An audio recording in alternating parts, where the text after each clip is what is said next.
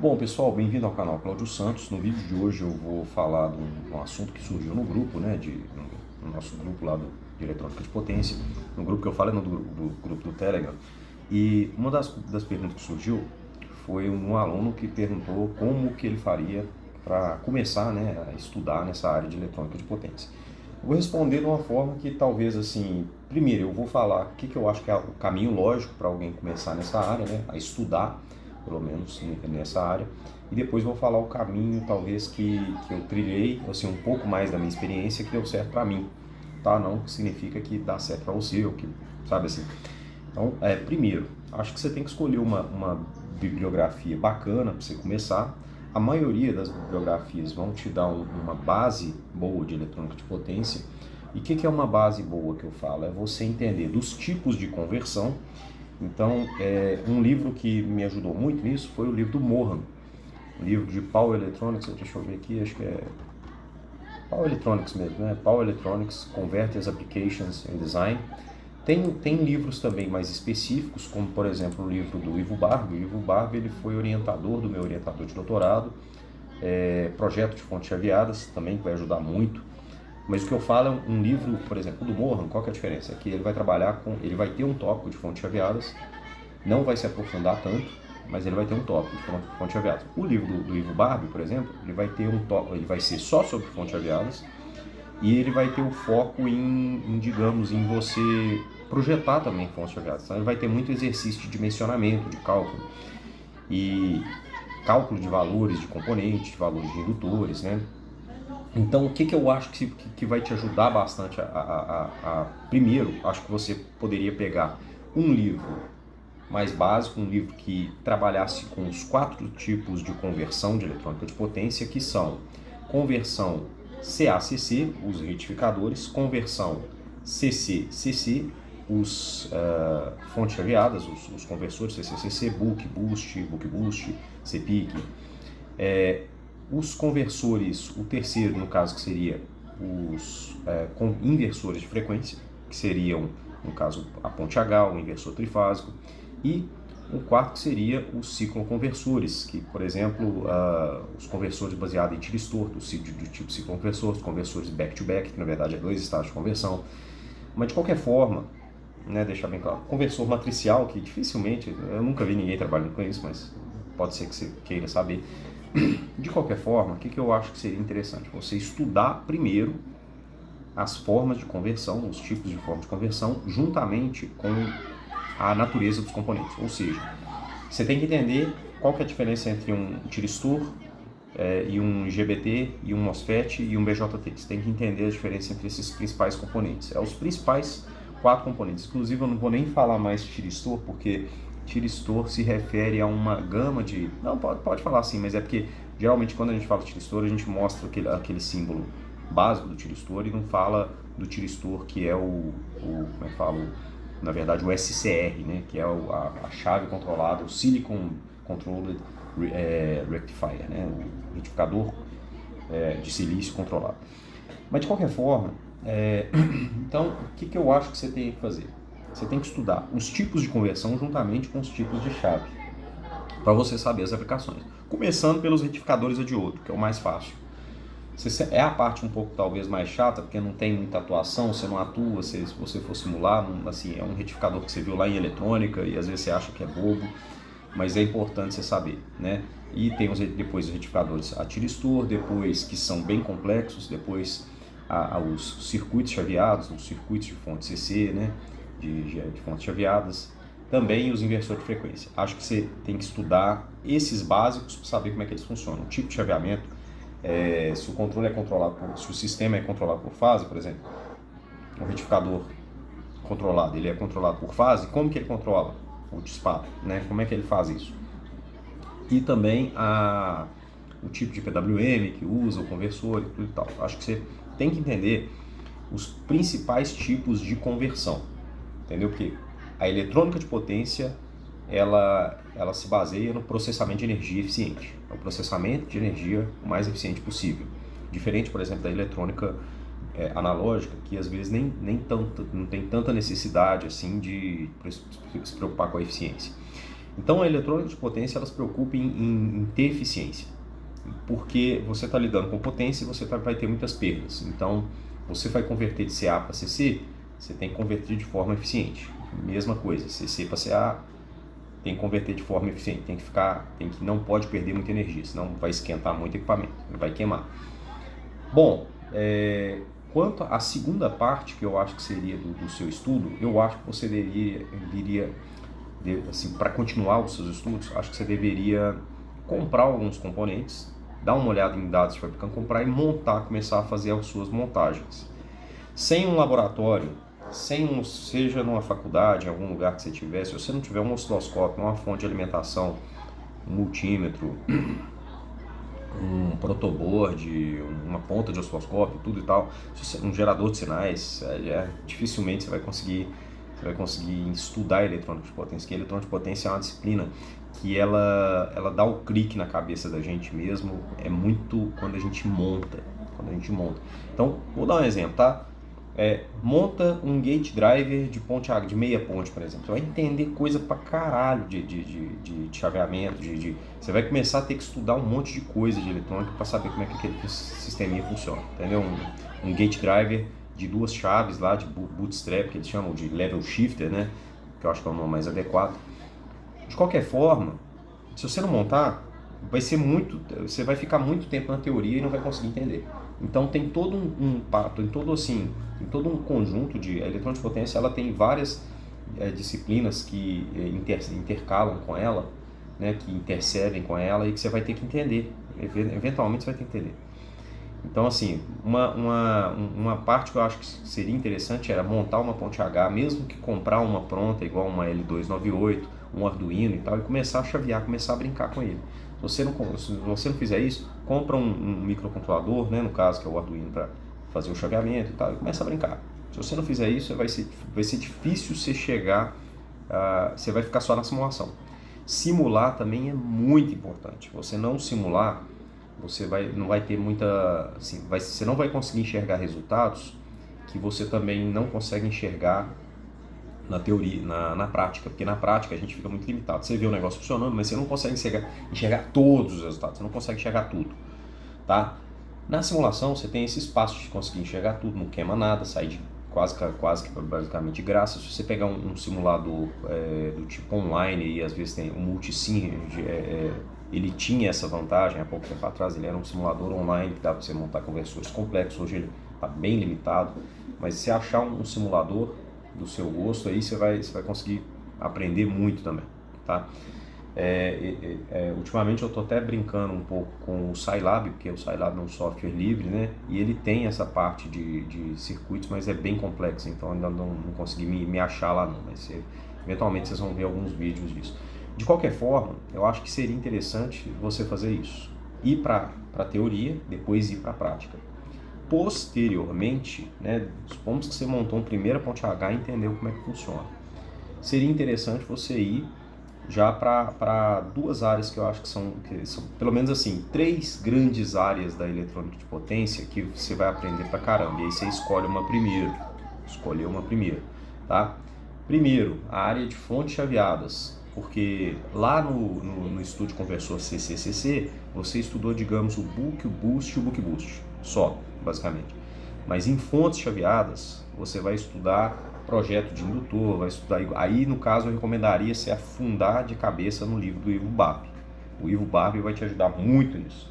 E aí é você pegar o livro do Ivo Barbi e lá implementar o que ele está fazendo na prática, comprar os indutores, fazer uma fonte chaveada sua. Teve uma vez que eu montei uma fonte chaveada minha mesmo, que era um conversor flyback, depois eu montei uma variação lá do conversor flyback com forward misturado.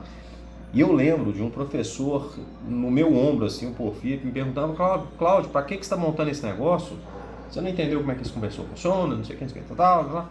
Aí a minha resposta para ele deixou ele, assim, foi satisfeito para ele. Eu falei assim: olha, eu estou montando esse conversor, não é para publicar nem nada, é para aprender. Eu quero aprender, eu quero ver como é que ele funciona, eu quero ver aqui na prática real como é que ele dá, qual que é as particularidades dele. É isso. E aí ele deixou eu montar lá em paz. Ele ficava o tempo todo me ajudando lá nos experimentos. Um abraço pro professor Porfírio, né? Mas foi muito engraçado isso, assim, ele falou, tá, então beleza, então você quer aprender, fica à vontade. Então, assim, quem for para essa área vai ser muito feliz porque vai ter, assim, vai ser mais barato você comprar componentes, vai ser um pouco, relativamente barato você montar um flyback, só para você ter uma ideia, tá? Quem for para, digamos, aí uma segunda área que eu recomendaria seria a área de máquinas elétricas. E aí já é um pouco mais complicado, porque os conversores de máquinas elétricas, eles são conversores extremamente fechados. Em outras palavras, você fala para o conversor, geralmente você parametriza o conversor, o inversor de frequência, ele é cheio de parâmetros, ele está pronto para isso, tá? Ele está pronto. Ele não te dá a opção de você ir lá e chavear ele, não. Ele te pede qual velocidade, qual set point que você quer e te pede uns parâmetros lá e você parametriza ele. Também tem um conversor lá que eu tenho trabalhado muito também, que é um conversor retificador, um conversor de 4 quadrantes que aciona a máquina CC. Então, assim, se você for acionar uma máquina de indução, que é um sistema bem assim interessante você entender como é que funciona, você vai mexer com um conversor que geralmente você não vai ter nenhuma opção de entrar nele e fazer o que você quiser, chavear do jeito que você quiser. Você não vai ter essa opção, muito difícil, só se você alterar ele. Tá? Então, se for chavear um inversor de frequência, vai acionar uma máquina de indução, ele que vai acionar a máquina e ele vai pedir para você o que você quer. Mas é interessante você entender como é que ele funciona. Você abrir ele, você ver como é que é o circuito dele, como é que é a ponte dele, como é que é o funcionamento dele, entender dos terminais, dos parâmetros que ele tem, do que ele tem de oferecer para o controle do conversor. E são muitos, tá? São muitos parâmetros, são muitos níveis de parametrização. Tem do básico ao expert, né? Também conversores de ativistor para acionamento de máquina CC são muito interessantes para você entender. Um que eu uso aqui no laboratório é o DC Master, ele aciona uma máquina CC e eu acho que eu vou fazer um outro vídeo sobre ele em breve, né, mostrando um pouco mais dele. E o que eu acho que você devia fazer então era entender sobre esses conversores e ter um em mãos para parametrizar, entender como é que funciona. Então ler o manual dele. Tá? Terceira opção de envederado, assim, então falei duas vertentes até agora, fontes chaveadas, que é, bem dizer, o projeto, e aí esse aqui você vai entender um pouco mais de eletrônica de potência, mas é fontes chaveadas, é conversão, entendeu? É com pura conversão CCCC, né? Acionamentos elétricos, né? Que é máquinas elétricas acionado por inversor, soft starter, DC master, né? E um último, que é a aplicação de eletrônica de potência a sistemas elétricos de potência. E o que significa isso? Basicamente a gente tem os inversores, por exemplo, os inversores on-grid são inversores de frequência que conectam com a rede elétrica e o entendimento deles é extremamente complexo. Assim, para você entender como é que funciona um inversor desse, não é uma coisa fácil. Então, só para vocês terem uma ideia, ele, em vez de ser um inversor que vai tirar a energia da rede, ele vai às vezes injetar energia na rede. Então ele tem que saber lidar com a rede elétrica. E a rede elétrica é senoidal, é trifásica, é o tempo todo variando. Então, o inversor on-grid é um exemplo disso. Mas tem vários outros conversores. Eu já fiz simulação aqui no meu canal do Staticon, que é um inversor, que é um tipo de inversor que ele é feito para mitigar harmônicos da rede. Então ele injeta o harmônico para que ele venha do inversor e não venha da própria rede, para uma carga, né? Uma carga que tem harmônicos. Tem também PFC, que é, no caso, Power Factor Correction, que também lida com a rede, então é uma forma de você absorver uma corrente senoidal de um circuito que essencialmente absorveria uma corrente harmônica. Então acho que e essas partes elas são difíceis de falar porque assim, olha, também é uma área que dificilmente você vai ter acesso ao equipamento e são equipamentos que ainda não são tão presentes na indústria. Geralmente quando você tem uma indústria que tem muito fator de potência, esse fator de potência, muito baixo fator de potência, esse fator de potência dá para corrigir com capacitores. Nem sempre é muito harmônico. Se você tiver muito harmônico, pode ser que você tenha um equipamento muito caro que faça isso, que faça a correção dele, um Staticon. Só que se você, assim, se tiver um filtro também ressonante, deve dar, então, assim, vai ser uma outra área, vai ser mais pro lado da qualidade de energia. Mas é interessante você entender o funcionamento também. Muitos desses, assim, das três opções, você vai conseguir entender muito o funcionamento com base em simulações. Porém, indo para a parte experimental seria o melhor. Então você vai, assim, só para vocês terem uma ideia, lá num vídeo que eu fiz recentemente, eu eu ligo um inversor on-grid e faço várias medições dele para ver como é que ele funciona, o que ele tem de funcionamento lá dentro. E a gente identificou que ele tem um boost, identificamos que ele tem um inversor. Teve até um aluno lá que falou um inscrito que falou que ele não tem o filtro LC como eu penso que tem na saída, e realmente eu concordo com ele. Eu vou fazer um outro experimento depois para ver como realmente o que é o circuito interno dele, né, para a gente tentar pegar esse circuito e simular ele. Eu acho que a simulação, o passo de ir para a simulação, ir para o experimento e voltar, fazer esse ping-pong, ajuda muito a você a entender. Os livros vão te ajudar, com certeza vão te ajudar. Artigos científicos vão te ajudar, com certeza vão te ajudar, mas a literatura, ela é muito limitada no seguinte sentido: ela não te põe em contato com a prática e seja simulação, seja, que eu considero simulação também de certa forma prática, seja simulação, seja experimento, ela não te põe em contato com a prática. E uma hora ou outra, para você ler, e isso aqui é que eu vou chamar a atenção, que eu acho que vai fazer mais sentido para quem quiser entrar nessa área. Essa é a mensagem.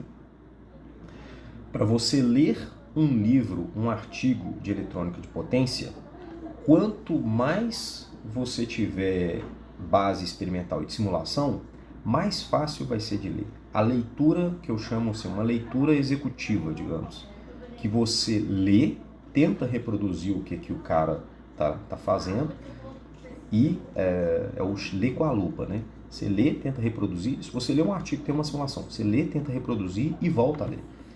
A partir de um certo ponto, a sua leitura, ela vai ser cada vez mais fácil. Ela vai ser uma leitura que você vai falar assim, cara, eu já simulei isso aqui, só de você ler você vai entender. Porque a leitura por si só, ela o cara vai tentar explicar, o autor vai tentar explicar da forma faz mais sentido, mas ele não consegue te colocar em contato com a bancada. Ele não consegue te colocar uma simulação para você rodar na frente, ele não consegue fazer isso. Entendeu? Então, você começar a simular e começar a fazer experimentos, estudar esses datasheets e voltar para a literatura, você vai ler com outros olhos.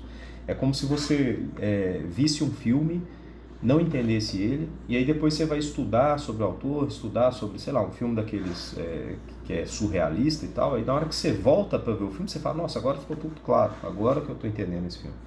Então qualquer um assim, a maioria das pessoas peca nesse aspecto porque elas leem. E quando que você vai fazer isso? Quando que eu sugiro que você vai fazer isso? Você faz uma leitura, por exemplo, que você vai entender como que funcionam os retificadores, tá? E ele vai falar uma série de informações que não vão entrar na sua cabeça. A maioria delas muitas delas não vão entrar. Na hora que você for fazer um experimento de pequena escala até, você vai começar a enxergar resultados que vão parecer, opa, peraí, ele falou disso lá, eu acho que eu lembro. Aí você vai ler de novo e tá lá. Aí o negócio, assim, a mensagem ela fica desvendada, é como se fosse descriptografasse ela, entendeu? Então a experiência experimental e de simulação ela vai ajudar muito nisso, tá? As duas é importante, não vou falar qual que é mais, porque em simulação e experimento as duas são importantes, as duas enxergam de forma diferente. Então acho que no mais é isso. Bom pessoal, espero que vocês tenham gostado do vídeo, espero que tenha sido útil para vocês. Não deixe de se inscrever no canal, ativem as notificações. Para quem tiver interesse, ano que vem eu devo fazer uma outra edição do curso de eletrônica de potência avançada. É um curso que eu faço todo esse passo de ir explicando como é que funciona a eletrônica de potência, do começo até onde eu entendo, né? E uma das coisas que eu percebo é assim, que a turma, até hoje eu tenho contato com a turma, com a primeira turma, eles vão ter acesso ainda ao segundo curso, né? Porque eu gosto da participação deles, eles são muito bons, eles trazem muita coisa, e eles contribuem muito, né, com a aula. E no mais é isso, então. Desejo bons estudos para quem estiver começando aí nessa área. Um abraço, até mais. Bons estudos para quem estiver começando aí nessa área. Um abraço, até mais.